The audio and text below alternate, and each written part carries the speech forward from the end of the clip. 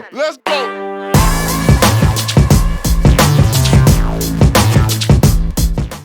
Hey, Gary, good to have you on the show.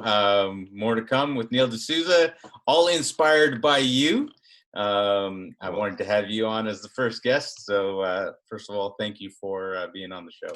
Well, listen, thank you very much for having me on the show. I'm actually very excited that you're decided to get this launched. And listen, I think this is an exciting time to be launching podcasts. And I think it's kind of putting people into an arena where they're allowing themselves to grow. And so I commend you on doing what you're doing. So I'm excited. I'm excited to be here. I'm excited to be your first guest. I think we're going to have a fun conversation this evening. So Yeah, looking forward to it. Yeah, absolutely, absolutely. Well, thank you again for being here. But Gary, you're an entrepreneur, you're investor, podcaster, public speaker. Before I even mention husband and father, did I miss it? No, that's it. I mean, very shy before I got into this whole space. I mean, this hasn't been a very easy journey, but a very rewarding journey.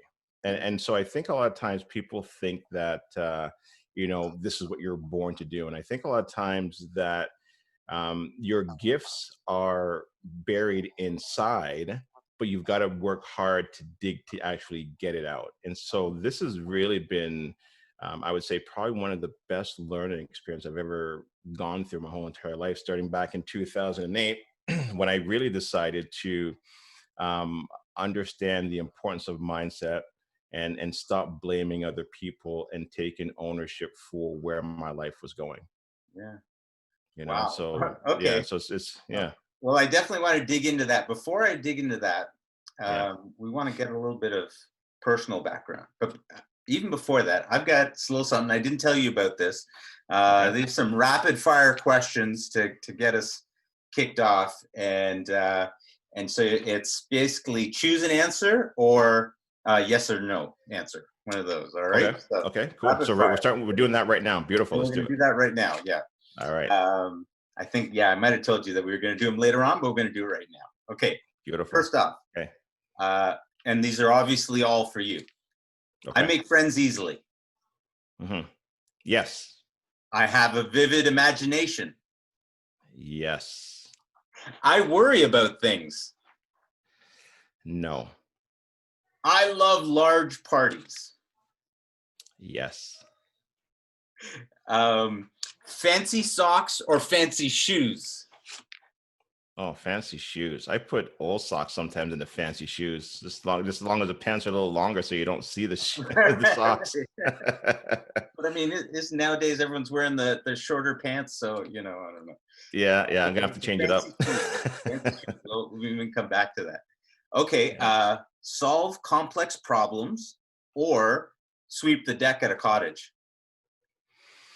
Solve complex problems. Okay.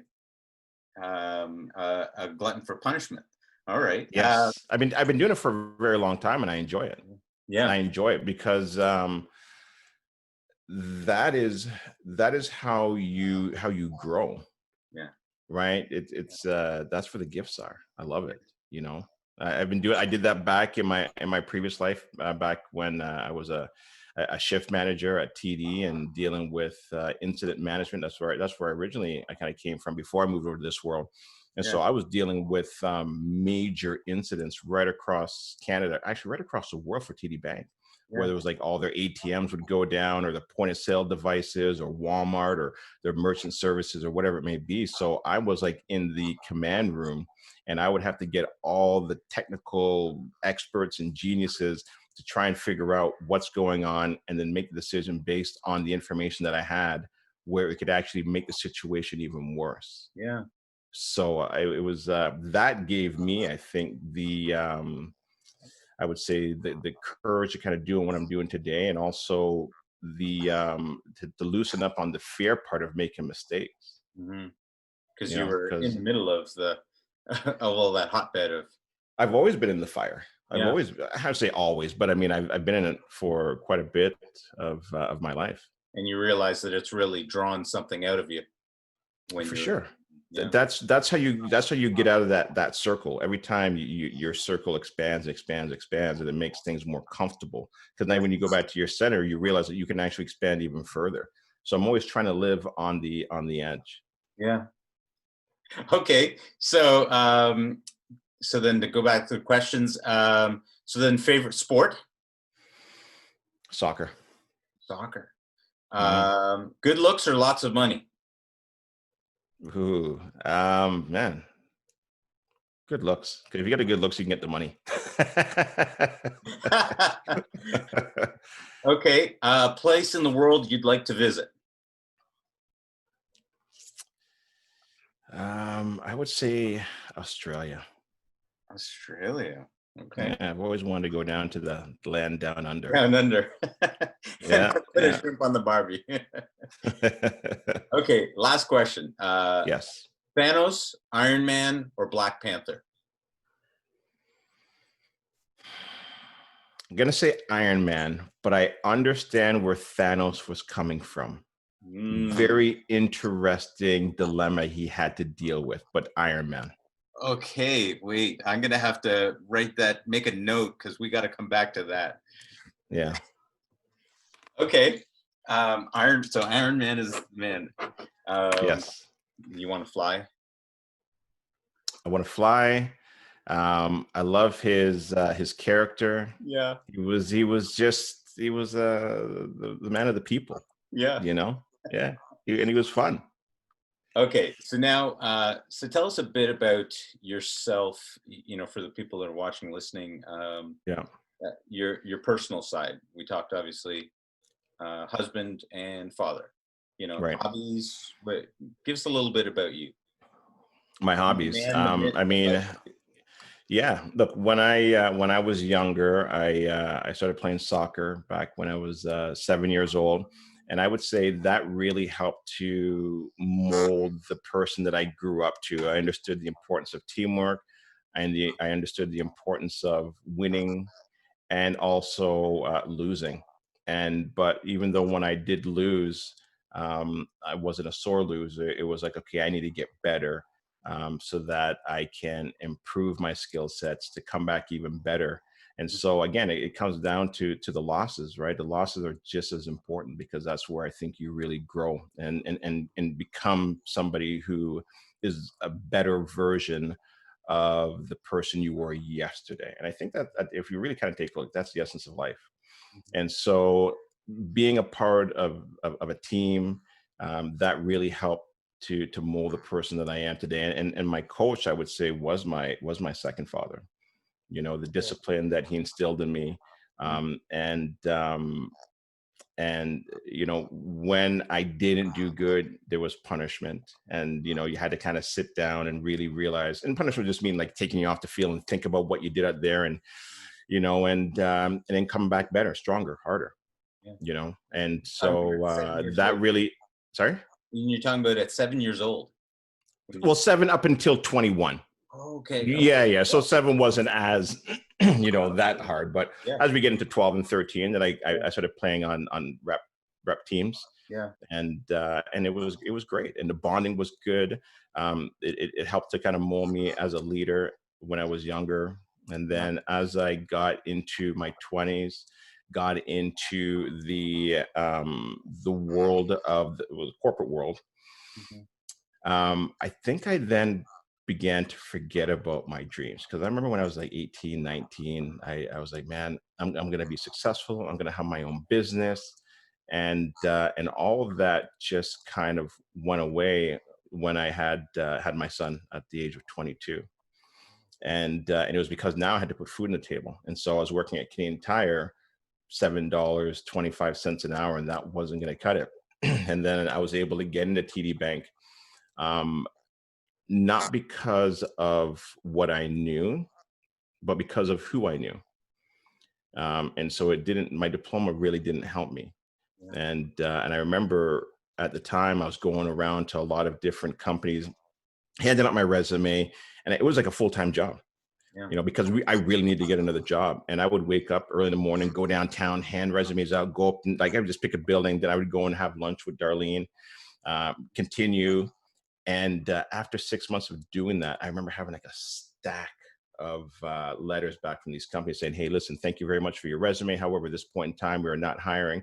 However, da da da da, whatever, how the rest of that goes." Right, right. And eventually, I just asked a friend, and he's like, "Yeah, I can get you into TD," and boom, I got into it.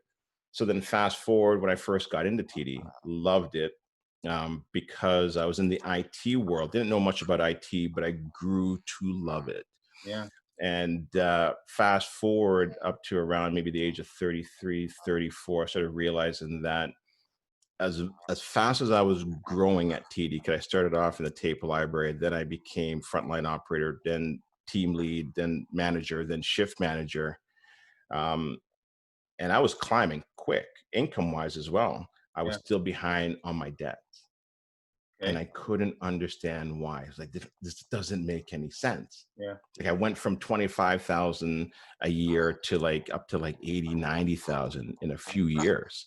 yeah. And that was when I started looking for, I guess, You're making answers. more, but you're keeping less. Yeah, but it didn't make any sense. Yeah, I mean, yes, we were spending a little bit more as well too, but yeah, and then throughout that time, over the course of, I would say, what, maybe 12, 13 years, we had to refinance our mortgage yeah, 3 different times. So essentially taking all our debt, putting it into our mortgage yeah. to kind of give us some more breathing room.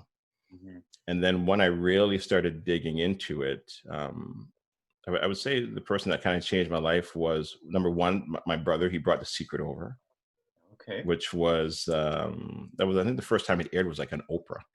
okay, yeah, And I was like, really, you can just write things down and things will just appear. Right? That's how simple I thought this thing was. And then I came across Jim Rohn. okay, And for anybody that's listening, who Jim Rohn was a philosopher, and he was Tony Robbins' mentor, teacher. yeah, And I remember listening to him pretty much on a daily basis in my car, going from home to work. And I remember when I would hear certain things that he would say, I would pause it, and then I would record it, but say it in my own words. And so yeah, the one that was doing was, it was driving that information into my head stronger, yeah. because now I would kind of say it, or I'd repeat it, or I'd play it again, and it almost like as if I was saying it. Okay, yeah, And so then it hammered that into me, and then I realized that it was about philosophy, yeah, and once I understood that it was about mindset, and that you can design a life, I was like, well, wow, that means anything is possible. yeah. That's when everything changed for me. That was around 2008, and that's when I got into real estate investing. Okay, right around the market crash. Right when everybody said don't get into it, Yeah, I then got into it. And I yeah, think one of the things I'd heard at the time, I don't remember who had said it. But when I heard it, I heard it, but I don't remember who it was. But I think it was Warren Buffett. Be greedy when people are fearful. Be yeah, fearful when people are greedy. I mean, at the time, I didn't even know really who Warren Buffett was. I wasn't really kind of paying attention to stuff. I had diapers and and all the other stuff formulated to get. yeah. And so when everybody was saying not to, I was like, okay, well, hold on a second. Everybody that is where I want to be are saying something completely different, and so let me jump into this. Yeah. Yeah. Wow. Now you've got now two kids though, right? You had your son there when you were younger, and then you've got a Mhm. daughter as well. You're right. Yeah. So my daughter's 18 now, Yeah. and my son's 23. Yeah, 23. 23. Wow. Yeah, Okay. yeah. So not kids anymore. Yeah, yeah. Um, but now I do want to, being a family man myself, Yeah. your daughter was recently in Spain, and Yes. when the pandemic began, I just want to touch on that as much as you would share with us. Uh, Sure. being a father, obviously myself, I can only imagine the challenge that must have been, and what you had to do to get her out. Could you share a little bit about Hmm. that? Yeah, sure. So when that was going down, I remember I'd reached out to a couple different people, and just kind of asked them, "Hey, what do you think I should do?" Because it looked like it was starting to roll into something a little bit more dangerous, a little bit more unique than we'd ever seen before.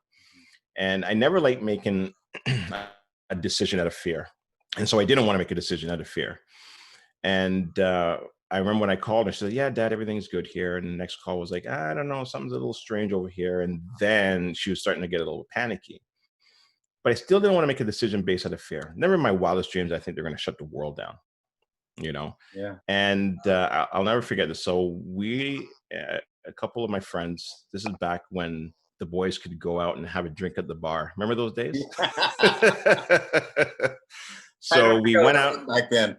I know, it's crazy. It's crazy how things have changed since then. And so a friend of mine that I'd worked with at TD Bank was there as well. And I go, "Hey, listen, my daughter's over in Spain, kind of deciding what to do and if I should bring her home. What is happening right now at TD Bank?" Because I remember when I used to work at TD Bank, when SARS came out, they actually split our workforces at the operations center. Half stayed in Scarborough, the other half went down to the downtown location, and we could not see each other for like 7, 8 months. Okay. Yeah. And I said, "What's happening at TD Bank right now?" And he goes, "They're now preparing to send everybody home and start splitting up workforces." Wow. I was like, okay, because I know TD Bank is ahead of the game. Yeah. And once I heard that on the Monday, I told Darlene, I said, "Okay, we're getting her out." Yeah. And the earliest flight at the time was Saturday, which was about a week. We could have gotten her out earlier, but it was super expensive. And it was like $300 to get her out on Saturday. So I said, "Yeah, that's fine." Yeah. Wednesday rolls around, and now it's like, it's a mess. Italy is, people are dying by the hundreds a day. Yeah. And so we say, "Okay, let's call the travel agent up." So we call him up, say, "Listen, we want to get her out tomorrow." He goes, "Okay, no problem. It's going to be like, $4,000. And I was like, "Yeah, that's fine. Just put her on a plane. I want her out of there now." And I can tell you, from Wednesday afternoon until Thursday morning, just because they were talking about shutting down the airport in Madrid, it was nerve wracking Yeah. because you don't know at what point they were going to shut it down. Yeah. And I remember waking up at 3 o'clock in the morning, set my alarm, and then I saw her in the airport. I'm like, "Okay, beautiful." And then from there, from Spain, she had to go to Germany, and then from Germany back home. And then when we finally got her home, it was just like, thank God. And then I think it was a Saturday morning, they shut down the airports Yeah. in Spain. But honestly, you wouldn't think that was going to happen. And so, hindsight, is always 2020. But thank God that we did, Yeah. because she would have probably been locked down there for who knows how long, right? Yeah. So, yeah, it was just, I think just things happen for a reason. You talk to certain people for a reason, and just asking sometimes the right questions, right? Yeah. So, Well, yeah, I so we mean, got her out. She's home now, and which is great. well, that's awesome to hear. I mean, obviously now it's interesting because you had worked at TD, and so Mhm. as a result, you were able to then make a phone call to a colleague and find out what was going on over there. And Yeah, yeah. It was when we were watching UFC that night, so we're at a bar, but oh yeah, yeah, it was just having that conversation oh with him. okay, Is yeah, like, he goes, "You got maybe a day or two to make your final decision because things are acting real fast." yeah, They were then starting to create, like, setting up like VPN tunnels, and they're like, they didn't have enough to put everybody at home, and so yeah, they were scrambling to get all that going. right, right, So if they're scrambling to get that going, then something's up. At yeah, that, that decision's coming up high yeah, and trickling down. yeah, So I was and like, it takes okay, some so I got time. some So they've insider. I got obviously, that. What's that? I said, and it takes them time. So they've obviously been working on this for at least a little bit, and For sure. so yeah, That was insider trade. That was, what do you call it? Insider trader information. Is exactly what that was. that's all right. You won on that investment. So Yes. Yes. got your daughter home. I mean, All right. I wanted to ask that because it's obviously in the current environment.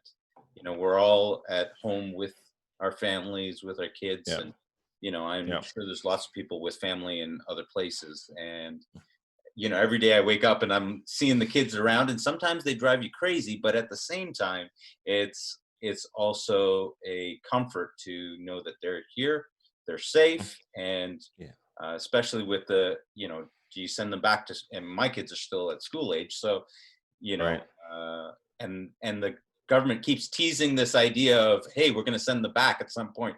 And of course, me as the parent, I'm thinking, do I really want to send them back right now? What are you guys saying? Like, and so I can only imagine the challenge that must have been, Oh, for sure. Yeah, absolutely. Right. Yeah. You start then realizing, I mean, you always do, but it really now starts putting the emphasis on the importance of family Yeah. and being together. And I look, and I think what's happening now is good for a lot of people to Yeah. really kind of take a moment to slow things down a bit. I know it's obviously challenging as well too, because sometimes you have the escape of work where you can get out of the house for 8 hours, but now you're confined at home with Mm. your spouse and with the kids, and that obviously depending on the age of them as well too can create its own challenges, Yeah. Yeah. right? But So you just have to be able to so you just got to be able to work through it. You got to find stillness in yourself, and whether that be waking up a little bit earlier or doing maybe a little bit of meditation or working on the mindset. mhm. There's everything happens for a reason, right? Yeah. Well, mind you, a lot of people have difficulty with that, with trying to do the, I know everyone says that they meditate, but, how many people are actually meditating, right? Yeah. It's like I heard a joke about the number of people in the states that are Irish, and meanwhile the Irishman goes, "There's only 5 million of us in the entire country. How can all these people be Irish?" You're So right. a lot of people talk about meditation, but um, And I think because, people hear this word meditation, I think they think that they've got to then find some place and meditate and get to this. You don't.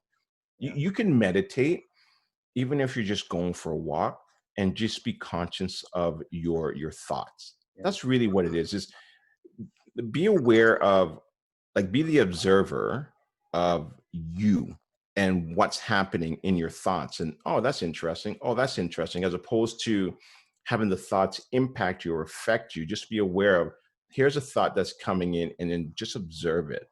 yeah, Even like when I'm doing certain things, or even while we're doing this right now, there's some, if you get good at it, as a form of meditation, for me to be more an observer of what I'm doing and what I'm saying and what's happening right now, right, right? And so people, I think, put too much emphasis on, well, I have to cross my legs and try. You don't. There's different ways of meditating, and I yeah, think it's just being aware of the thoughts that are coming in and coming out, because though that's what causes stress.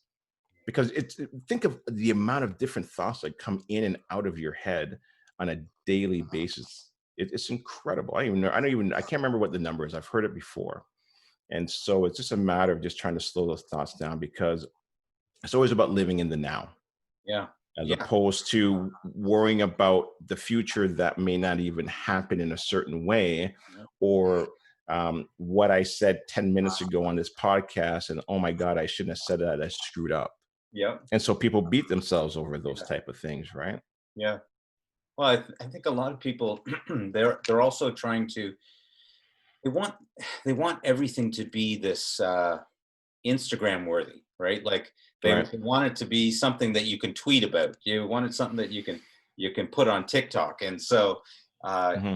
even when they meditate, it's supposed to be this experience as opposed to allowing things to just be, and Right. or even as you said, like allow yourself to just to go into that place and just see what's going on in your mind.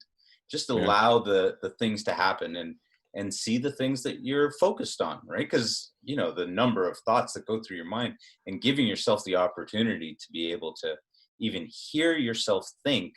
We're so inundated on a daily basis by whether it's TV or commercials or apps or the traffic or whatever, that now all of a sudden when people are stuck at home Hmm. and there isn't all the things to distract them.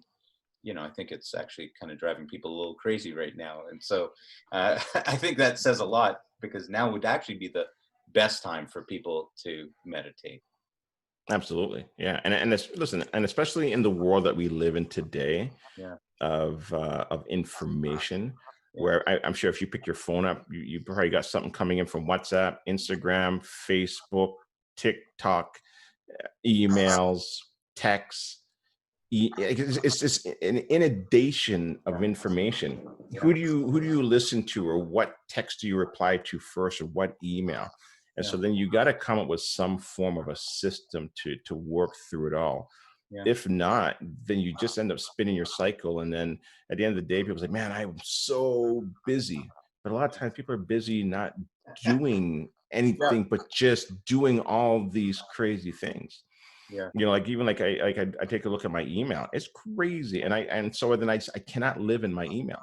Yeah. Anytime I go into my email and I find that I'm living in there, then I know I'm not really doing anything. I know that, I don't mean it in that negative a way, but I'm now doing things for other people, because that's Yeah. essentially what emails are. Yeah. They are requests from other people to do this, or to go here, or to subscribe to this.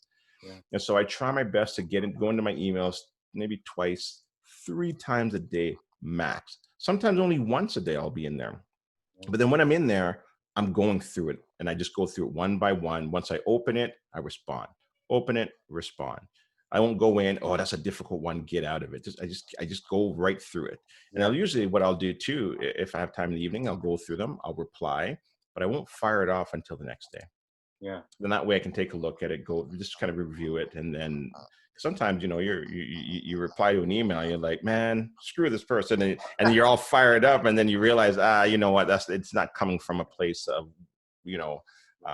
what I really want to do, or really what I really want to say. Right. Right. Okay. So we obviously talked a little bit about, your time with TD, but, Yeah. fast forward, can you tell us about what you do now, and kind of a little bit about your journey from TD to where you are now, and what? Yeah. So once I figured out that real estate was going to allow me to design and live the life that I wanted to, then I really started to inundate myself in books, going to seminars, joining webinars, just anything I can about real estate. I remember going on the train and just listening to podcast after podcast after podcast, and webinars.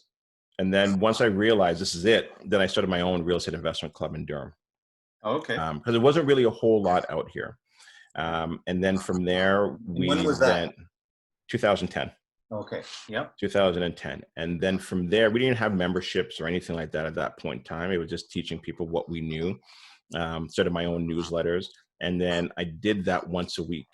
And it was just more like, hey, I was just being as authentic as possible to say, I don't know a whole lot about real estate. I'm learning this, but I'm going to teach you what I know so far, and you're going to see my growth. And so up until now, I would say very consistently, I've done one newsletter every single week, except for the summer and except for the wintertime. So I take 2 months off in the summer, 2 months off in December. And we designed it that way because we had the kids involved in our business from a very young age, saying, what do you guys want to see from Smart Home Choice?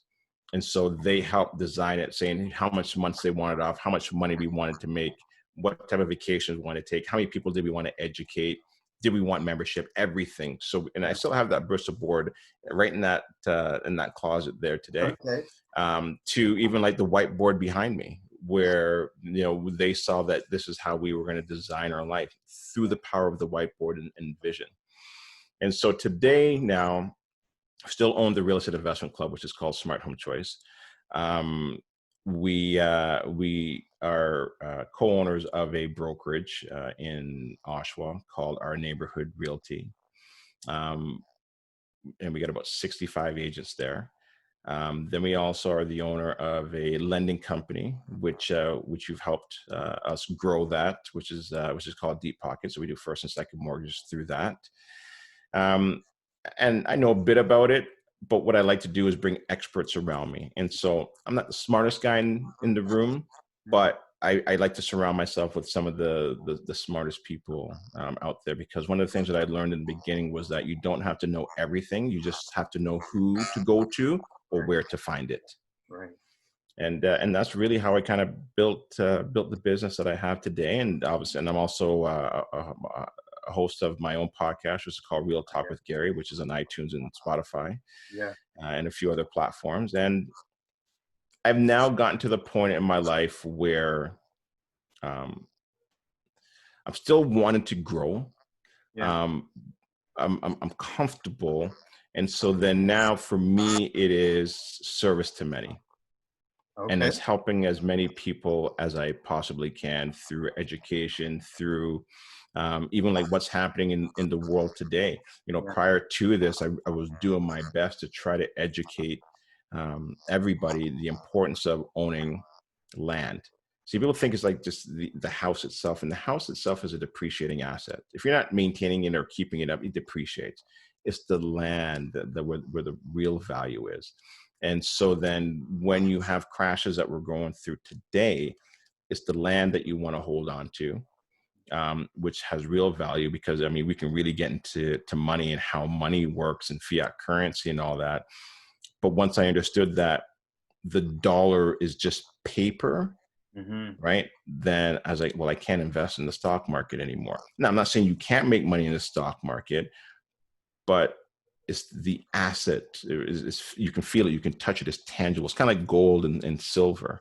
Yeah. But I mean, we can go down a pretty interesting rabbit hole if we want to when it comes to all that stuff. And so it's just about positioning yourself and understanding how money works, because see, when you really dig into history, and I think I've talked about this before, is that the more you know and understand about history is like having a crystal ball to the future. Mm. So I knew a day like this would eventually come. I didn't know it was going to be the coronavirus, but if I knew that it was coming, that I can protect myself. And the way to know when it's going to come is just by understanding history, because this has happened before. Yeah. I think a lot of times humans just have short-term memories and think, well, this is always going to be fantastic, and it's not. Right? There has to come times of ups and downs and hardships and growth. Yeah. Everyone always thinks that we're smarter this time than those people that had that happen last time. And so, and then of course, when you look back at history, you actually see the similarities. Yeah. Why real estate? I mean, what got you to go down the road of real estate and real estate investing when you started off there? So when I first started, Yeah. I understood that if my house bailed me out 3 times and it kept on going up from what I can see anyways. I mean, obviously I knew there was dips and downturns in it, but I understood that there was cash flow in it as well too. Yeah. And so once I understood, I was like, oh, well, there's 3 pieces to this. There's appreciation, there's mortgage pay down, and then there's cash flow. And so if I can get the cash flow by right, that should always continue to keep coming in, because I haven't seen rent come down. Number 2 was mortgage pay down, right? So I'm always going to have somebody paying that mortgage down. And number 3 was the appreciation. But if I didn't get the appreciation, that's fine, because I always had 2 out of 3. Yeah. And so I never bought for appreciation. Appreciation was like icing on the cake. Appreciate is kind of like if you do the analogy of a cake, what's going to allow you to live, and it's the actual cake itself. Yeah. That's the cash flow. The Yeah. icing is the appreciation. That's the sweet stuff. I'll take that, but that's not why I'm buying it. But I know eventually it'll come the longer I hold it. Yeah. That was one of the reasons why I got into it. And it was outpacing inflation, because inflation is what steals people's wealth. And people just don't understand that, because I don't know if I mentioned this yet, but they specifically took financial education out of the schools. I think it was back in 1904. Like I can't remember who was it, Rockefeller and the Rothschilds. I have to go back and take a look, but they specifically took it out of schools. There's a reason why. Like, think about it. Why doesn't a kid coming out of high school and going to the college university understand how to read a credit report, when it's probably one of the most important things that's going to allow them to buy a house or a car or anything large that they need? How is it that they don't understand how credit card work, or the difference between simple interest and compound interest? How come they don't go through the numbers of buying a house and the down payment and what it looks like? Why are they not teaching just simple fundamentals of finances? There's a reason for it. But yet the first day you go to college, university, what do they present you with? Credit cards. And I remember this. I got the Bay, I got the Sears, I got Esso gas car. I got all kinds of credit cards. I had no clue how to use them. Yeah. I just used them. I was like, oh, this is fantastic, you know. Yeah. And all of a sudden, my gas card racked up like, you know, $1,000 in gas. Yeah. Well, it's interesting. I was having a conversation with my daughter just the other day, and I was saying, I was referring to it much like a battery. You know, like it's the money that we make is like it's our life energy, right? And Right. Yeah. so they're taking bits and pieces from it, you know, when they're coming with the credit cards, because you're then going to have to work to pay off all of those credit cards that you so quickly spent before you even knew how to use them. Yeah. Yeah. Exactly. And look, and again, right? It's the value is in goods and services, Right. right? It's like the paper itself is just a receipt. Yeah. That's not where the energy is. The energy is in the goods and services. Yeah. And so once I understood that, where the money is, because look, again, I think, you know, I don't want to make it sound like, we have to focus in on this one because everyone wants to know, where is the money? So where's the money? Where's the money, Gary? where's the money? Yeah, you said you're going to tell us. Yeah. Well, I mean, look, if you really want to know where the money is, the money's right here. Mm. That's where the money is. The money itself, if you really get down to it, money itself. So people, when people start to chase money, that's now the greed for money.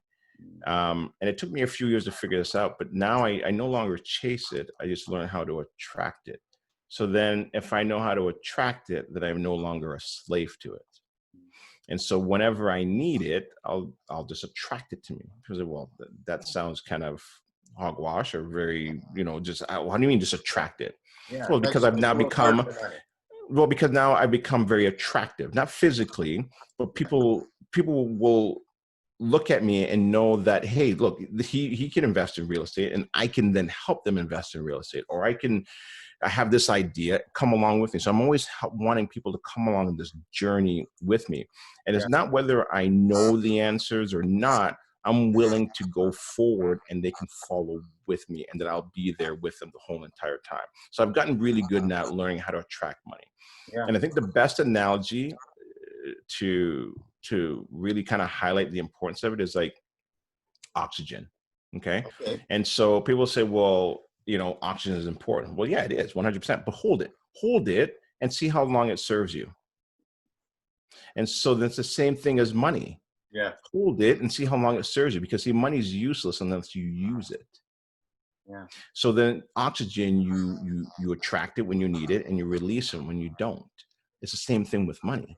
I just learned how to attract it, but I don't chase it. Right. Right. You know, and so because of that, now I'm no longer a slave to it. And then now I can live the life that I want to live and design it how I want it to be designed. Yeah. Right. And I'll tell you, the key to it is, again, the mindset and the whiteboard. That's it. Two very, very simple things. Yeah. Super simple. Can you tell us about the whiteboard? Yeah. So the whiteboard is, I love analogies. So the whiteboard is this. The whiteboard is like going into a restaurant and having a menu and looking at that menu and placing your order. And the waiter or the waitress leaves. Okay. So you've now ordered a steak with the mashed potatoes and the asparagus and, you know, a 9-ounce glass of wine. Yeah. What is the likelihood of that meal coming and your glass of wine? As long as they have everything in stock, pretty high. Yeah. Right. Super high. Yeah. Having the whiteboard is like placing your order to the universe, and the universe is complete abundance. Yeah. So that is my menu to designing the life that I want. And so then how can the universe give me what I want if I don't ask for it? Right. I mean, now you can really kind of get biblical. Ask and you shall receive. Yeah. That's it. It's very simple teachings. Those teachings have been there for many years for a particular reason. You just have to look into it and read it. And then either you believe it or you don't believe it. And I've just decided to believe it. And so now when I look back at it and I look back at my whiteboard, because I take a picture of it every single year and put it away, and I'll go back and I'm like, I cannot believe everything we've accomplished. And I also can't believe what our goals look like the first year back in, I think we started in 2010 to where it is now. Yeah. Back then it was about paying off a $2,000 credit card or, $4,000 credit card. Those were massive goals for us to, owning a brokerage or starting another business or taking 4 or 5 trips a year or buying a car, like just thinking about building a school in another country. Like you just start to realize, like, wow, you can design it if you choose to. Only if you choose to. But then where does all of this fit into with the current economic situation? I mean, have people missed the boat? Like right now, we're looking at people are stuck indoors. All we hear on the news is that job layoffs and all the rest. Right. I know that was great for 2 months ago and 10 years ago, but what are people going to do now? Like, yeah. So here's what's going to happen now. Really put anything on a whiteboard right now? Absolutely, you can. So this is what's going to happen now is that you're going to see a larger gap between the haves and the have-nots. Okay. Okay. And you're going to see people either come out of this victorious or victims. Mm. And what we're now going into, my beliefs, and now we're kind of starting to take a look into the future, is we're now leaving the industrial age and we're now moving into the information age. And so if you cannot grasp that and get comfortable with it, you're going to be left behind. Mm. This is a transformation because there are things that they've rolled in now. I mean, you call it martial law. That's essentially where we are right now. Mm-hmm. And when we start to get back to some form of normalcy, there's a lot of that stuff that is not going to get unrolled. And so you now have to adapt to this new world. Mm-hmm. It's a new world. We are now transforming. We are now changing. And that's where you're going to see a lot of people, they're going to get left behind and they're going to have to require that government assistance. And then they're going to blame the system. They're going to blame the government. They're going to blame everything else except themselves. And yes, I get it. I understand that the government and this virus has done this to all of us. Mm-hmm. Then you either be a victim or you be a victor. That's it. There's two simple choices. You can let this thing beat you up, mm-hmm. or you can see the silver lining and grow from this. And so I refuse to allow this thing to beat me down. I just will not allow it. Now, is there going to be pain? For sure. Am I going to get beat up and am I get scratches and bruises? For sure. But I'm not going to blame the government or anybody else for whatever happens. I'm just going to keep moving forward and understand there's a game being played. And look, the game's always being played. You just have to understand and know that there's a game being played and figure out how to win. Yeah, that's it. Yeah. And when you take your losses, take them, but you got to come back. Yeah. And so, there's gonna be some challenging times going forward. But I'm excited for it. Well, believe it or not. A little bit more about this because I heard this quote. I don't know, sometime back, and the individual said that this about the information age taking over, and they said this information age is going to remove it. It's effectively, like what you said, going to wipe out the industrial age, but it's going to wipe out every non-creative job that's out there. And non-creative job. So meaning the industrial age, right, was really people being put into factories, right? Yeah, that's how it all started. Everyone got taken out of the fields and out of these, and then we were all put to task together. And and as people, it really moved as an engine forward, right? Right. And I can see that. And that really revolutionized man. But now people have gotten into this role of, owner, boss, middle manager, and all these people, down there. And I thought it an interesting statement that the person said, hey, look, all of those non-creative jobs where people are, you're going to find a machine to flip the burgers. You're going to find, they're going to create something to do all of these things for us, whether we get into talking about AI or any of that kind of stuff. I don't know. But you just Yeah. mentioned that you see the information age, taking over the For industrial sure. age. It's I'm just curious coming. where you're coming from and what your thoughts are. It's coming. Look, if you want to know what's happening, Yeah. watch movies. Okay. Watch movies. Listen, a lot of that stuff is played out in the movies. Those are the ideas, those are the imaginations, and you can see some of that stuff. Not all of it, obviously. Yeah. But if you look at some of it, those things is what's happening. If you don't think AI is here, Yeah. then you're fooling yourself. AI is coming. And what you're going to see now, especially what just recently happened with everybody working from home, Mm-hmm. massive innovation. To create all those VPN tunnels for everybody to log back into work into servers and however they get back in. Don't you think that some of these companies are not going to go back to those large leases that they have where they're maybe paying $40, $50, $100,000 a month, probably even more, where they have 4 or 5 floors in a downtown building? Mm-hmm. Why would you pay that? If you now can prove that your workforce can work from home, you're going to really take a look at that and say, you know what? I don't need those buildings down there. Yeah. Then potentially some of these buildings may just end up becoming maybe potentially affordable housing. Again, now we're going into the future. Yeah. But I mean, it Yeah. frees up. It frees up that square footage down there because Yeah. there's a housing crisis here. We know that vacancy rates are at 1%. I don't know if I told you this, or less than 1%. I reached out to CMHC and it has some good contacts there. And Yeah. all of them, you know what they said? And I should have known this too. I don't know if it's, again, tied to it or not, but they all weren't going to come out and do any kind of presentations for the next year or so because they had to focus on the vacancy problem and the housing issue that they had. Really? Yes. In the country?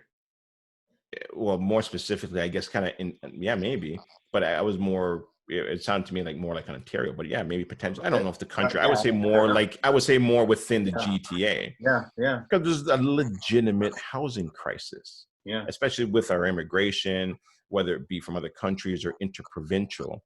Yeah. There's a housing crisis here. So now you can take a look at it and say, hey, look, I was even talking to Butler Mortgages, and they're thinking about maybe not even potentially going back. Who knows, right? But I guarantee you're going to see companies that are not going to require buildings anymore. They're just going to say, forget it. We're just going to work from home.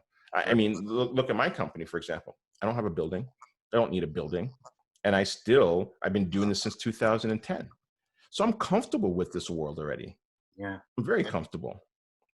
This is now, it's just kind of catching up. And now I just have to now expand it a bit, change things a little bit, change up my webinar format, create virtual membership. Yeah. So I'm already halfway, 3/4 of the way in this space already. I've been doing this. So I'm comfortable with it. But I get it. If you're not in it yet, this is brand new. Yeah. And so you have to understand it. You have to learn, grow into it. But anybody can do it. It's just, are you willing to realize that things are going to change? And if you do, then you can embrace it and then move forward with it. Because 10 years from now or 5 years from now, there's going to be another change. I go back to all my newsletters because they're all saved. And every year, it's like, major change. I don't know how we're going to get out of this one. Major change. I don't know how we're going to. Every year, Neil, there was something new that was coming.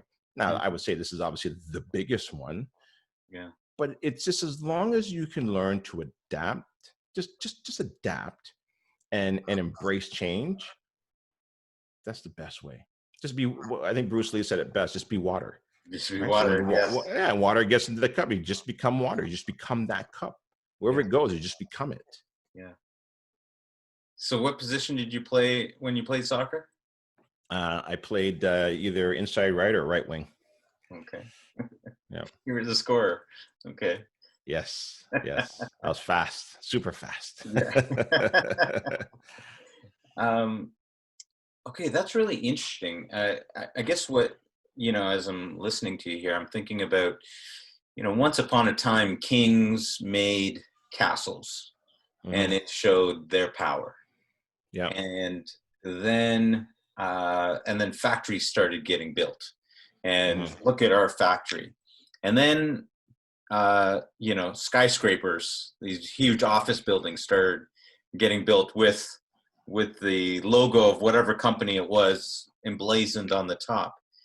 And you're just getting me to think that as we are moving more and more into this digital world, this online platform, that is really in its infancy. I mean, I know, some of us think, oh, the internet's been around. We've already missed the opportunities with Facebook and buying in low, but really the internet is such a young creation. And from what I'm hearing from you, and I don't know, you feel free to say what you think about this, but it sounds like the next castles to be built are going to be built online. Absolutely. Yeah, absolutely. For sure. This is the new world that we're now ushering in. We've been proven that it can be done. Yeah. If it couldn't be done, then things would be completely falling apart out there. And it's not. Now, are businesses being impacted? Yes. I'm not saying that there isn't. And I feel bad for those businesses, like the restaurants and other businesses that have been shut down. Some of them will come back. Many of them won't come back. And so then what do those restaurants have to do? They're going to have to adapt. You have to somehow figure out how to adapt. Adapt online. Uber Eats. There's just things that you can do. So you're going to see innovation come out of this. You're going to see now potentially maybe more families now ordering these gourmet meals potentially. I'm not saying all the gourmet restaurants are going to go away. I'm not saying that. But some of them will adapt. Where all of a sudden now, hey, you got a chef that delivers it, or maybe, who knows, comes to your home and makes this phenomenal gourmet. Things will change. People will adapt. And you're going to see incredible new businesses come out of this. And you're going to, and this is where innovation happens. This is where I believe that where you're going to see that rising up of people who decide to be strong. And you're going to see this new brave world that will, I think, come from this.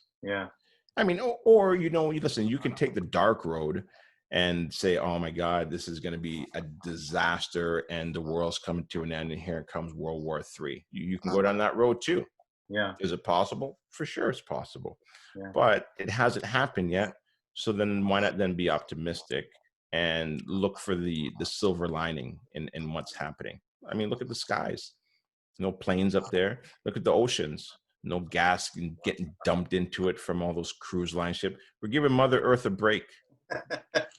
Right? You don't think she needs a break? Right? And who knows? 2 months from now, they may come back, or after it's been longer than that now. But once everything is done, when we maybe kind of get back to some form of normalcy, call it September, October. I don't know when, but they may say, look at how we've been able to heal the earth. In just this short period of time. Wow. Who knows? Maybe going into the future may say, listen, we take a month off every year. Who knows? No, I mean, who knows? Who knows, right? But maybe we go back to a day. I don't know. But things will change. This is such a massive change that not everything is going to get unrolled. So okay. So now with everything, with all the innovations that are going to happen online, that are going to happen with the internet, those opportunities that are out there, what about, back to just being a real estate investor, just being back in that world?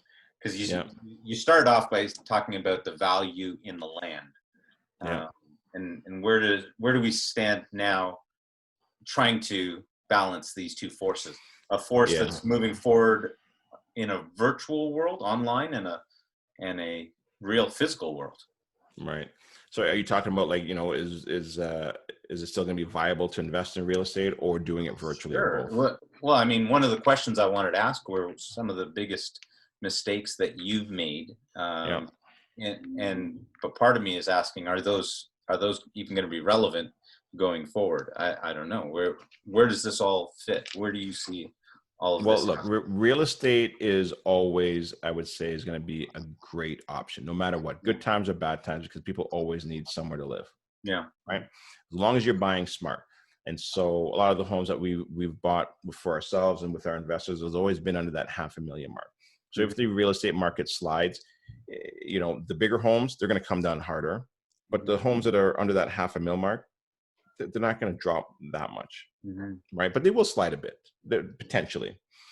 Number one. Number two, in regards to the virtual world, I've been helping my investors buy homes virtually back from like 2014, 2015, where I was doing FaceTime with them in the home. Yeah. And my investors were buying homes without even seeing them. Yeah. So I've already been comfortable with this world. Yeah. And so you're going to see more of that. You're seeing now people doing open houses, virtual open houses, where people can now log in and watch the agent walk around the house and show it to them. Well, I got to stop you there for a second, because part of me is thinking this could be a brilliant thing going forward, because, if for anyone that's ever sold a house and then had to have an open house where, 50 people have traipsed through the house and you're wondering if you're missing any stuff afterwards, having virtual tours initially so that you cut down on the amount of physical people running through your house, that actually sounds really enticing to me. Right. And if you do it right, you can now have a bunch of people ask you, the agent, a bunch of questions about the property, and everybody can listen to it and hear it at the same time, questions and answers, and you get potentially more eyes on the home. Yeah. So again, right? And they don't even have to drive out to the spot and be there on time. They get to see it at their convenience. Then now all of a sudden, now you can shoot across the Mississauga in no time. Yeah. Because there's less cars on the road. Then eventually in a couple of years, you're going to see AI take off, with automation. And again, you're going to have people now not really having to even worry about driving. And that's going to help with traffic. So you're going to see good things come out of this. I get it. It's different. It's nerve-wracking. Everybody doesn't like change. It's hard to go through it. Yeah. But again, you can either you fight it and complain about it, or you go along and enjoy that there is, there is a game being played, and you have to just play it. Yeah. What are you going to do? Just keel over and call it quits? Yeah. Fine. You can. And some people will, unfortunately. Look at LCBO sales. They've gone up like 50 or 55%. It's funny how those guys always seem to do good. Even better when everyone else is having a hard time. Right. See, look, this is where, again, this is going to be the big difference between the weak-minded and the strong-minded. Yeah. LCBO is open. Listen, don't get me wrong, man. When I'm done this, I might have a glass of wine. I enjoy having a drink. However, people will go extreme. Yeah. And, some lives are going to be ruined. And what's open? LCBO, those fast food restaurants. So now, you're talking about this virus that, impacts or kills people that have weakened immune systems. What do you think those fast food joints are going to do to you? So now alcohol, fast food, poor mindset, broken body. Yeah. Yeah. Right. And so this is where you have to be super strong. Yeah. The more than ever, this is where the mindset is now going to really kick in. Mm-hmm. And listen, I went for a run today. Even when I go for my runs now, I rarely listen to music. I do from time to time, but I'm listening to podcasts. I'm listening to different people. I'm listening to people's insights. I'm listening to what people are thinking or saying or what's happening. And I'm just taking pieces and bits that makes sense. Okay, that's cool. All right, that's negative. And look, and as much as I'm talking highly positive about where we're going, I'm also looking at the negative side, because I also want to understand that side of the game as well too. And we've had conversations about that as well, because I need to know the whole entire game. Yeah. So that when something comes in, then I'm not blindsided. And I have some of these tough conversations too with my kids as well, where they understand everything, because I don't ever want them to be unprepared. I want them to know that there's a game being played, and you got to play it. right? And have fun with it. So when you're talking to and meeting investors, or people that come out to your events, Yeah. what are the things that you're talking to them and preparing them for on the mindset game, right? Yeah. How are you talking? And I'm guessing that nobody's having events right now in person. Are you still running events online right now? Oh yeah, absolutely. Yeah. Now I've got one tomorrow. Yeah. I have the city of Peterborough. We're going to be doing a talk on what's happening in Peterborough, how COVID-19 has impacted them, what are they doing to kind of keep things moving forward. And so I don't even know. I think we got close to about 100 people on that tomorrow. So Yeah. we're still doing those events. Yeah. So then, how do you guide those investors mentally? Through this. Right now, it's just more education. Yeah. And I'm just reaching out to as much as I can, getting my tentacles out there, letting people know who we are, what Smart Home Choice is about. I mean, I've probably done, I don't know, 8, 9 podcasts over the last 2 to 3 weeks. Yeah. So I'm building content. Yeah. I have my admin doing little small snippets for me and doing a little bite-sized information. So I'm taking this opportunity, using it to my advantage so that I have tons of information that I can now give out over the course of the next 2 years. Like I've got enough video now that can last for the next year or two. Easily, more than a year, at least 2 years if I snip it up and cut it and do this and do that. Yeah. So I'm creating content. Yeah. And I'm creating my brand. Yeah. And so that now it's more, hey, look what I'm doing. Here's some information. Check out my podcast, check out my events, come to my webinar, and all this stuff right now is just free. I'm just building that up. Yeah. So people know who I am. Yeah. And then when we kind of get back to some form of normalcy, I can already see that where people are starting to slowly reach out. Hey, cool, I just started listening to your stuff, or hey, I like this, or I like that. You got to take the time to do that. I also have, we hired a coaching company as well too. Okay. And at the time I could have said, man, bad timing. I'm spending all this money for coaching. Yeah. And it was for me and my team, and we do it, and with Darlene as well too. But it's great because now we're working on the back end piece. Okay. And now we're working on the scripts.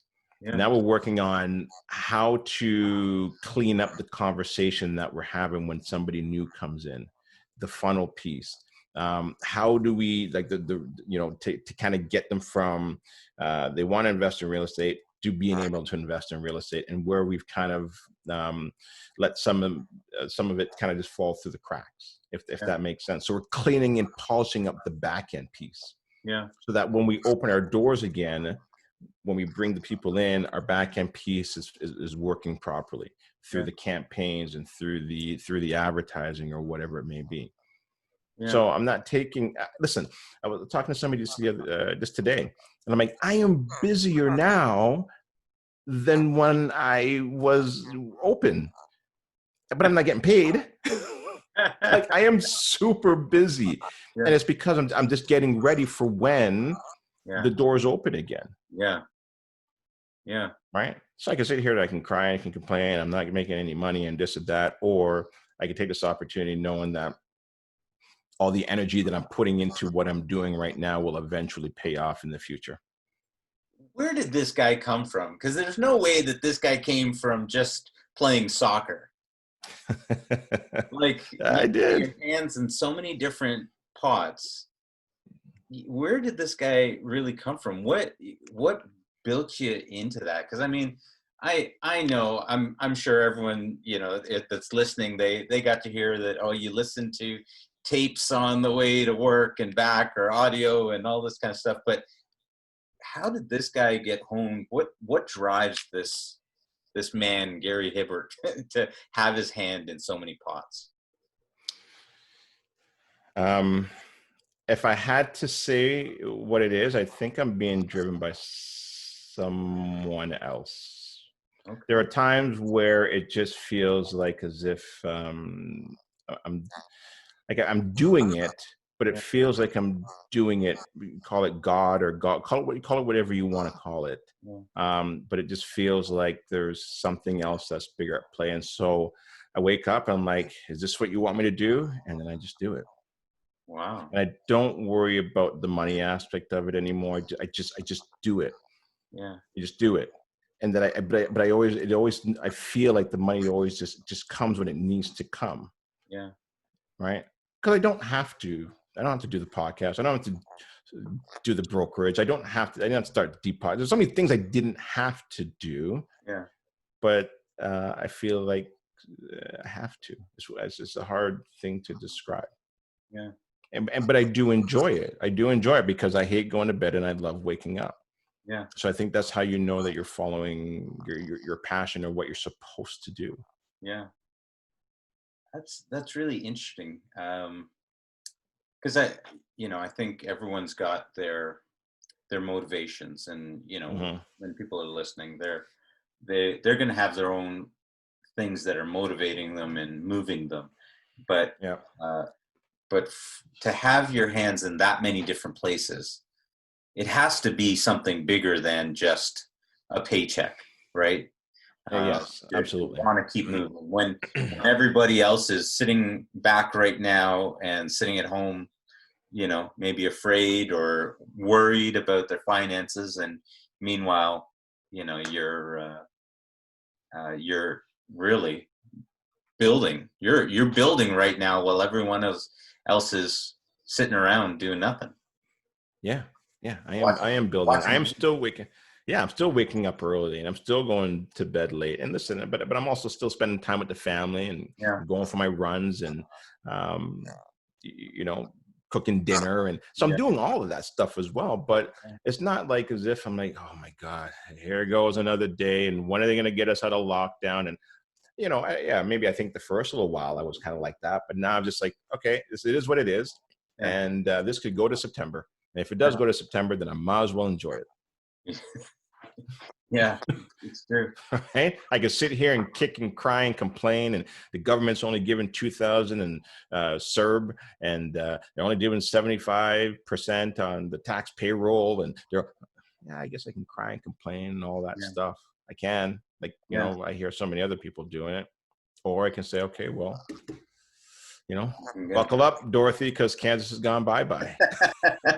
Okay, so saying that the world plans to continue to spin, what are some of the biggest mistakes that you've made in real estate and that you've been able to learn from, and that you try to teach people to watch out for? What are some of the things? Trying to do it on your own. Mm. Not having a team. I think that's probably the biggest mistakes I made in the beginning with the first 2 properties that I purchased. And I almost wanted to quit. Yeah. I pretty much almost did quit because I was like, okay, now I know why people don't get into real estate. Yeah. I didn't have a team. What I didn't happened? have You bought a property. So the first one wasn't too bad. It was the second one. Yeah. And the second one was in Scarborough. I wish I'd have kept that one. I should have kept it. It was like a detached home. I think we picked it up for like $340 or something like that. Okay. And we put a tenant upstairs. Yeah. And it was a partner of mine, or my brother-in-law. And then we put a tenant downstairs. And so, yeah, don't worry, I'll advertise. And so I advertise, and some guy shows up and he goes, hey, look, you know what? I'll rent the basement. I think we're asking $9,000. He goes, look, I'll how about $700, and I'll do the maintenance around the home and stuff. I'm like, yeah, sure. So he gives me $700 cash, and they never even gives me like last month's rent. Then every time I go to collect the rent, he's like, no, rent's not $700, rent's like $500 because I fixed this and I fixed that, and so this went on for like months. And he's smoking in the house. He was like this older guy, and it was just a pain. It was such a pain. And then I remember we got the water bill because we were paying for the utilities, and the water bill was like $900 for like 2 months. I'm like, why is it so expensive? When we get there, and the tenant's upstairs goes, yeah, the faucet was leaking. It's been leaking for the last like 3 months.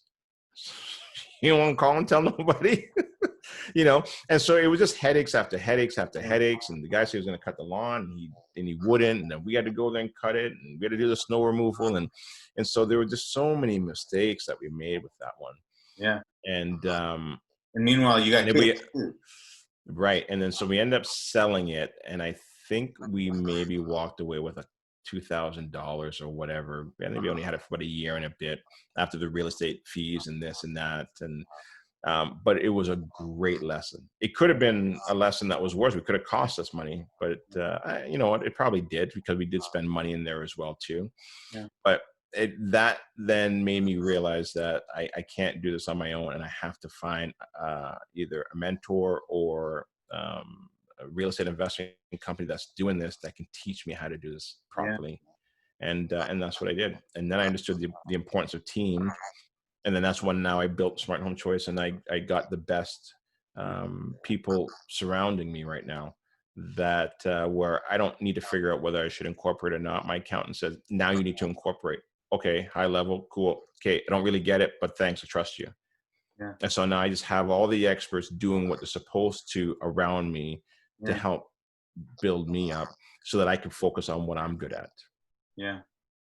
Right, because I can't do it all. So I just focus on what I'm good at. Yeah.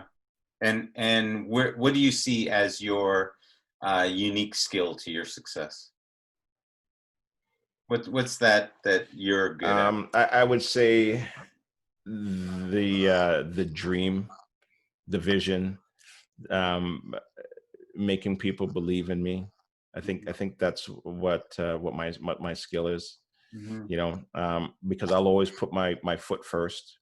And I'll never tell anybody, well, you try it. I think that's a good idea. You go first. I'll always do it first, and then bring them along with me, if they so choose to. Right. Right. Like, I'm not scared to make the mistakes. You know, even with the when we started off with that exclusive call, when this whole COVID-19, we were, I think, probably one of the first ones to kind of just get out there and say what we thought was happening and what to do. Whether we were right or we were wrong, I just wanted people to know that we weren't scared to make the mistakes. Right. Right. Right. I'm comfortable in that space. Yeah. Right. But then if I do, I'll come back and I'll own up to it. Like, I'm not going to say, well, you know what I meant, and you should have known better. You know, I say, yeah, I was wrong there, and I should have done this, or you should have done that. And and I think that's what people want, just honesty, and people want people that that can kind of lead them through difficult times. Yeah. Right. And again, look, and sometimes I don't even know if I'm a leader myself. There's times I struggle with it as well. You know, because I remember in the beginning when people were like, you're a leader and you should do it. And I'm like, I don't know. I don't feel like, because a lot of times you don't want to. Yeah. A lot of times you got this, the pressure of the world on you. Even going through this is tough. Yeah. Like, my God, like, oh, we have these investors, and are we saying the right things? And am I the right person to do this and to lead and to, and then you just, you suck it up and you're like, just do it. Just do it.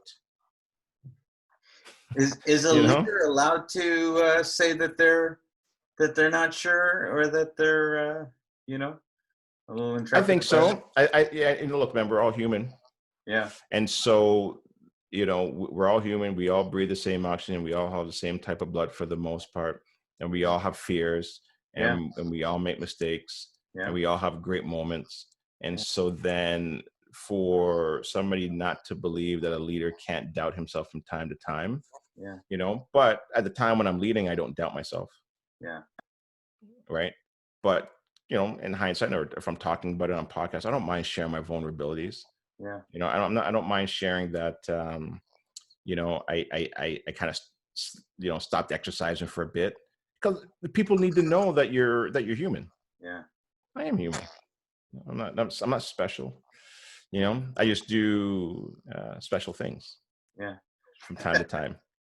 Well, I think it's important, because I think a lot of people think that you have to be something special to be able to be an investor, to be in business, to be an entrepreneur, to be a podcaster. I mean, let's be honest, most people would be happy if they're any one of those things, and you're doing a whole handful of them.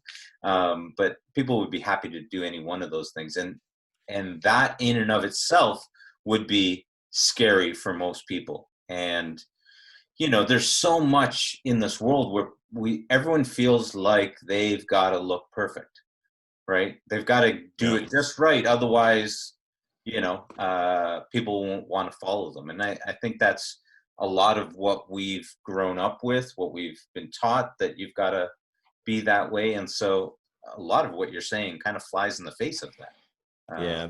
That you're There allowed to was have doubts, that you're allowed to be unsure.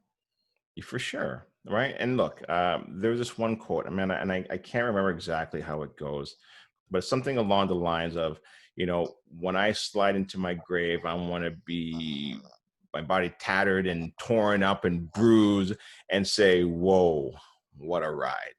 And I don't remember who said it or where it came from, and I know I'm kind of butchering it up a bit, but that's essentially the essence of life, man, is to go through it and have fun, and not worry about perfection, but just trying to be a better version of the person that you were yesterday, but also knowing that you're going to have flaws and you're going to make mistakes, but own up to it and keep pushing forward. Yeah. That's Wow. it. Just keep pushing forward.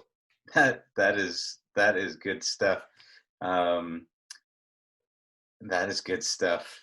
And I'm allowing myself to kind of be present to the immensity of what you're saying, because I'm thinking, wow, these are things that, man, I wish I had heard when I was younger, even, right? Mhm. Like, so many times when you've questioned yourself in this journey, and I've got to say personally that a lot of my learning has come, quite frankly, because I'm a parent, and you've had to learn in different situations, and you've had to grow, because Right. anyone who's tried to be a parent and not grow at all knows that that's a losing battle, right? So Exactly. as an individual, you have to keep growing, and so, but I'm thinking, man, these are some powerful life lessons, right? I think when you stop growing, you start dying. Yeah, yeah, So I think you should totally always there. be pushing yourself and challenging yourself, Yeah. and I enjoy it. I look forward to the challenges. So from all your experience, what would you say is the most valuable advice that you would give someone starting out on the investing journey? The best life advice or investing advice? I don't know. Someone comes up to you, right? Because you're a celebrity now, and so people Hmm. come up to you. They're like, I want to start investing." And what do you? What kind of? Best advice. I think this quote stays with me from Jim Rohn. Um, Help as many people get what they want, and you can have every and anything you want. Right? That was one. The other one was make a goal to become a millionaire, not for the money, but for the person you will become to achieve it. And see, Wow. these are quotes that I've heard and repeated so many times that it feels as if I said them, Yeah. you know. Yeah. But those were from Jim Rohn, and so those two stuck with me throughout this whole entire journey. Yeah. That one, when I first heard that one, I didn't even really understand it properly. Yeah. It took a while to sink in for whatever weird reason. I think maybe my mind wasn't open yet. Yeah. But once I understood it, I was like, oh, it's not the money, Yeah. it's the person that you become to achieve it. Yeah. That is probably, I think, one of the best advice that I can give somebody that's listening. Yeah. Wow, that is that is really powerful. It's really relevant to me too, because interestingly, I've never been an individual to. I know that lots of people like to put pictures of cars up on the wall and these kind of things, Mhm. and I like cars. I like driving in a nice car. Yeah, Don't yeah, get me wrong. You know my baby that's sitting out in the driveway, but yeah. um, but I know some people are really motivated by these things, and even putting a number, right? And a lot of people talk about the importance of putting a number, and I never understood it until recently, realizing the value of who I will have to become Right, to reach that number, right, and exactly. that number is in effect meaningless in and of itself, right? Because what good is having a pile of paper, but rather who you get to become That's to it. do That's it. that, right? That is the fun part of it. Yeah. That was, and so when I'm sitting And down and I'm scary. talking to, yeah, it is Fun and scary. for sure. And so when I'm sitting down with a new investor, Yeah. You know, sometimes, you know, especially if I can see that they've got potential, and I Yeah. say, man, I wish I was where you are right now.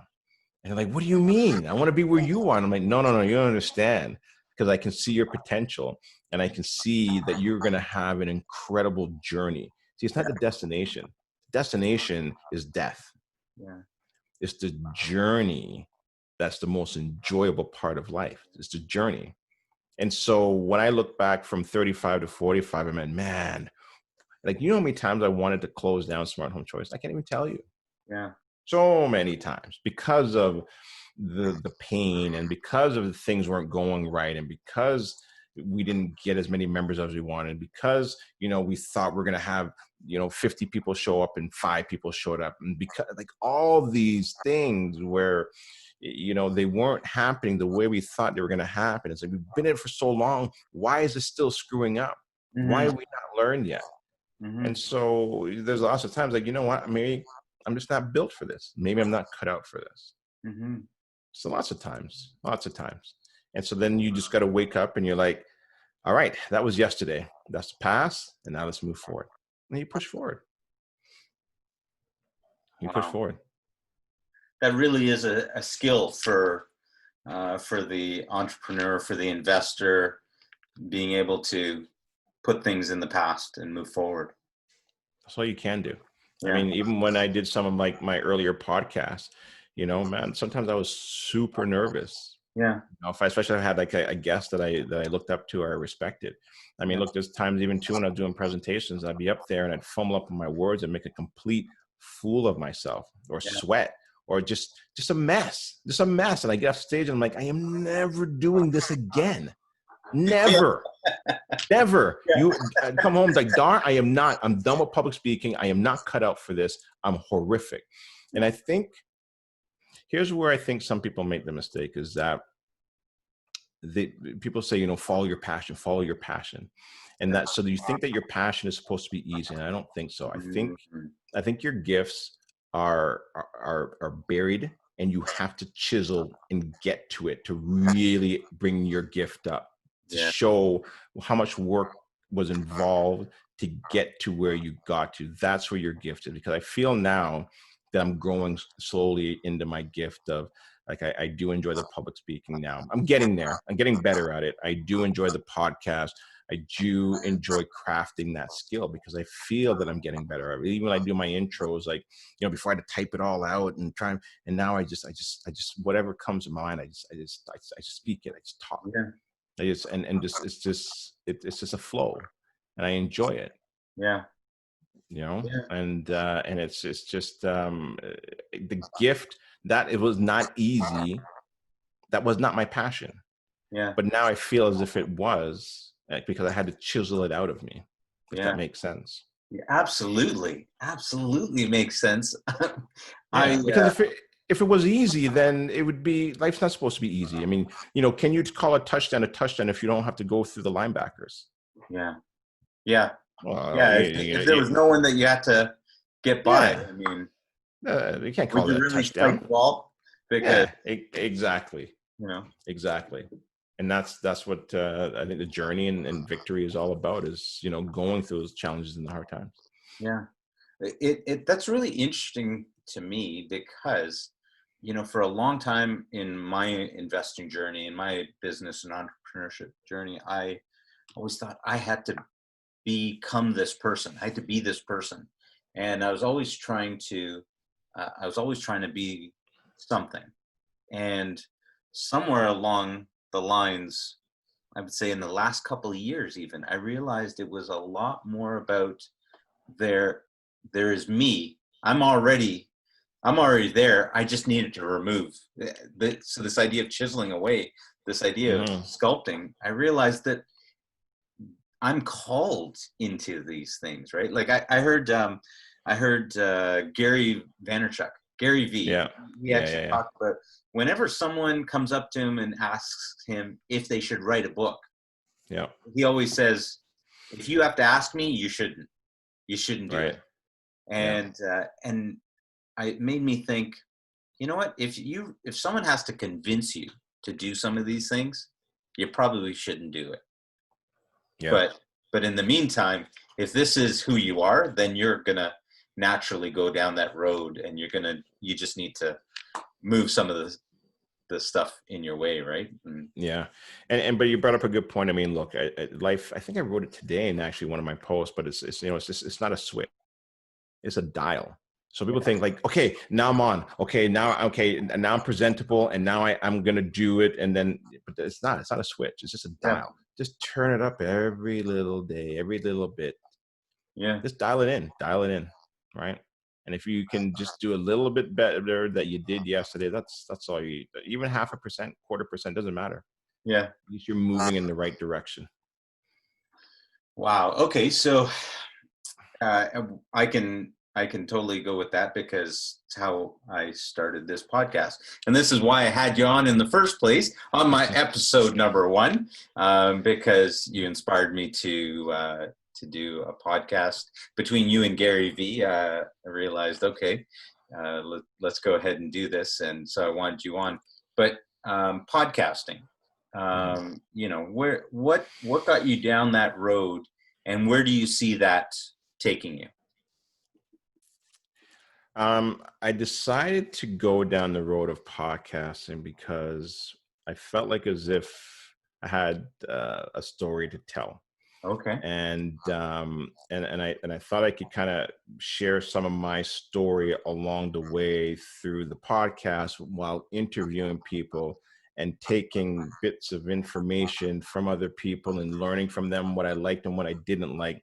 And then people can really get to know who I am better through, I think, an avenue that a lot of people are now starting to really tune into. And so it shares, whether it's my intro in the beginning, talking about whatever is happening in my life or about my guest, or something that's, I'm trying to do in the future, while I'm doing an interview with somebody and sharing my story along the way as well too. And I thought that was the best way of doing it, because I thought about writing another book. I don't know if I'm going to or not. I just don't find that a lot of people want to read anymore, even though, I mean, I got lots of books up here, and I think I've probably only read maybe 20-30% of them. I know I'm supposed to read more. I just don't. And so, but I do know when I do read, I do retain the information, but I just find that I'm on the road a lot. And I find that I really love the audio. So I like listening to other people's stories. I get to know who they are. And I find that if I'm able to share my story through my podcast, people will get to know who I am as well. That is interesting. I mean, sorry, everything that you're saying, obviously, I'm relating back to myself and thinking about how it's impacted me. And I found that for this aspect of podcasting, it's just another barrier to be able to break through, and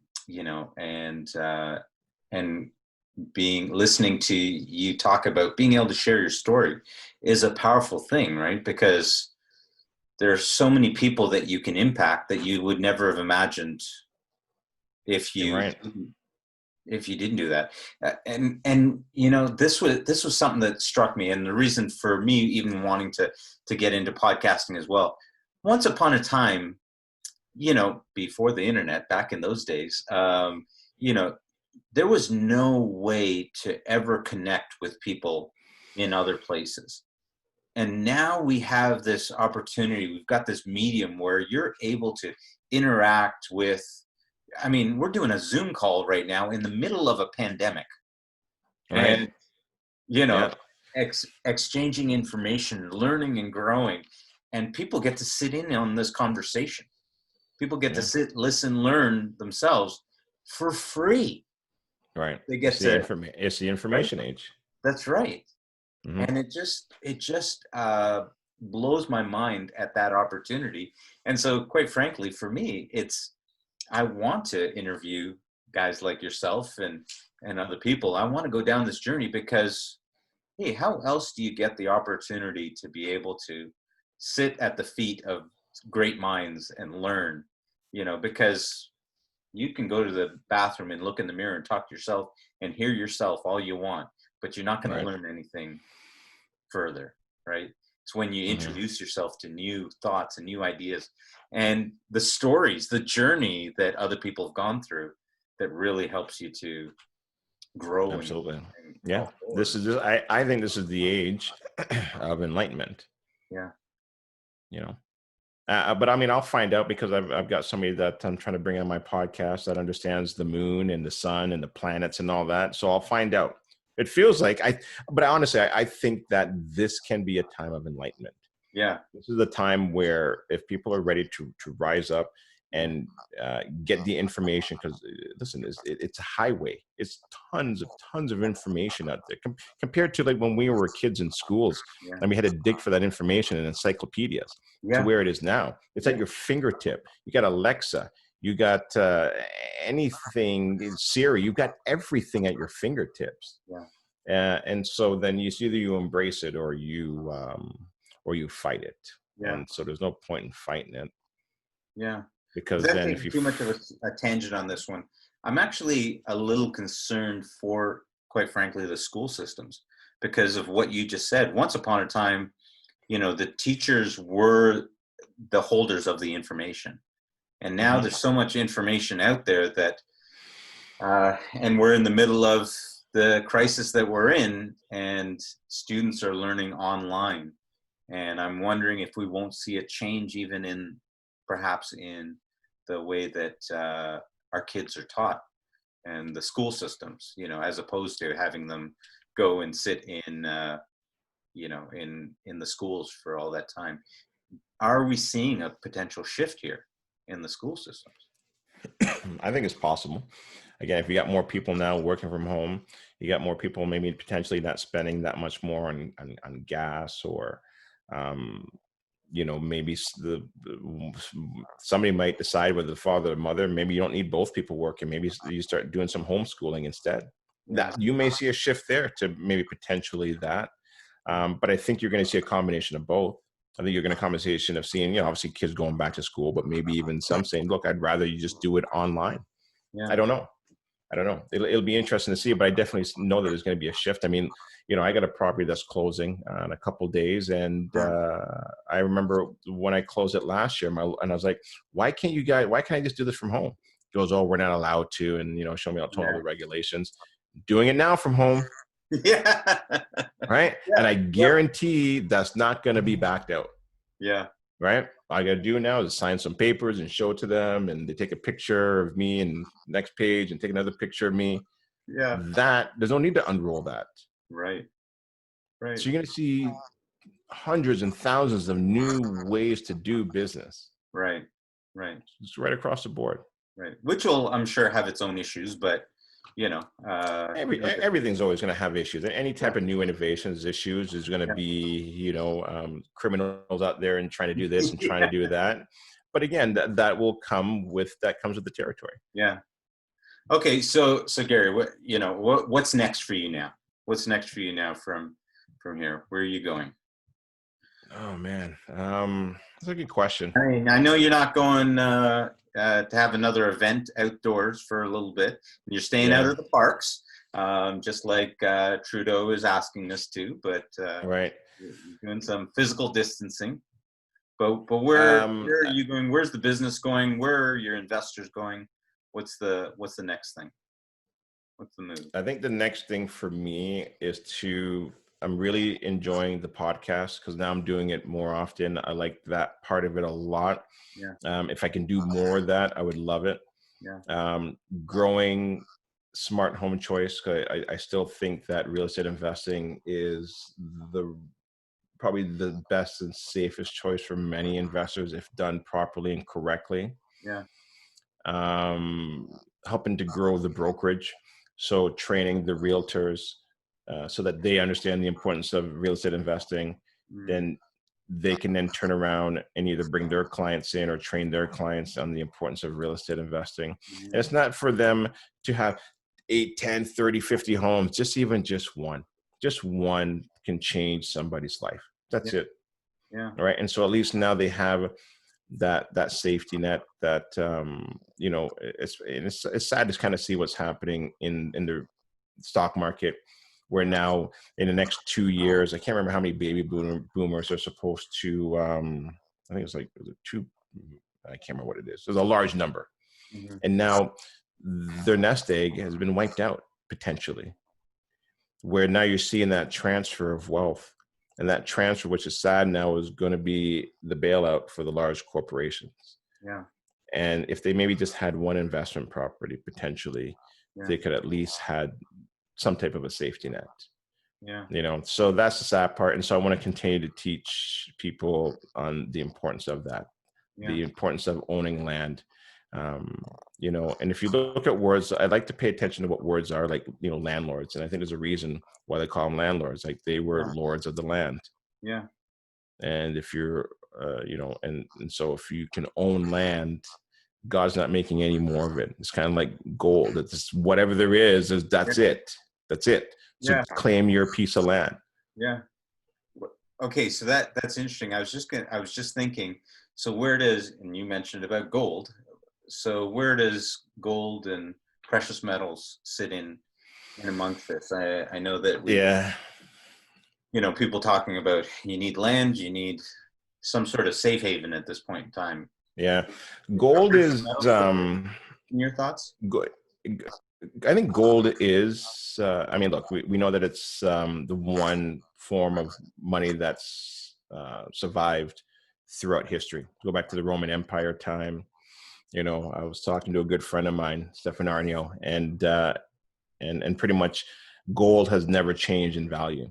Mm-hmm. So back in Roman Empire, an ounce of gold could buy you a toga, a pair of sandals, and a haircut for 1 ounce of gold. Then you go to, I think it was around the 70s. How much was gold back then? $300 to $400, I think, something like that. Yeah. And so back then it can buy you a nice suit, a nice pair of shoes, and a haircut. Yeah. And now gold is what, $1,600 an ounce? Yeah. It'll get you a nice suit from Harry Rosen and a nice pair of shoes and a haircut. Yeah. So gold has never changed in value. But now if you talk about gold today, should you buy gold or should you buy silver?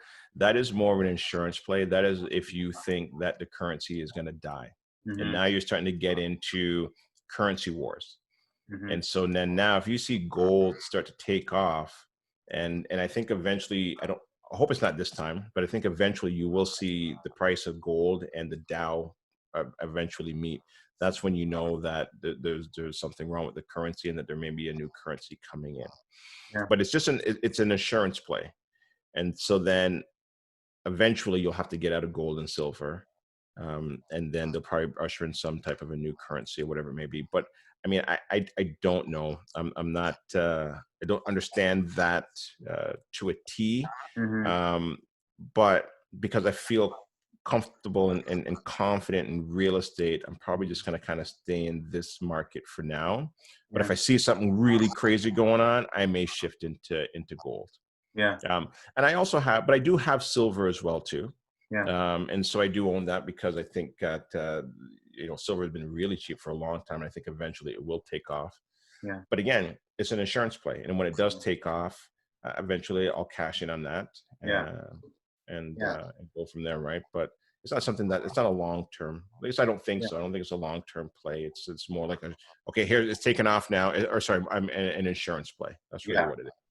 I think that's a good way to put it, because it's not an investment play, right? When we're talking about investing in real estate and that, you're investing with the intention of making money that way. When you're putting money into precious metals, you're really looking at it from the standpoint of making sure that your money holds value, right? Exactly. And in those situations, which is why it's not taxed the same as other investments are.